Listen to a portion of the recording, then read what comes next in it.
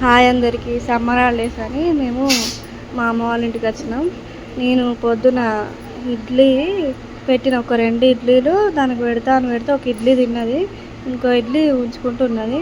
వాళ్ళ తాత తినేటప్పుడు పెడితే తింటుంది. చూడండి, వాళ్ళ తాత అంటే ఎంత ఇష్టం అంటే, ఇప్పుడు మా ఇంటి దగ్గర ఉంటా అంటే మేము ఉండే ప్లేస్లో, మా హస్బెండ్ నేను ఉండే ప్లేస్లో ఉండే దగ్గర అయితే వాళ్ళ డాడీతో ఉంటుంది.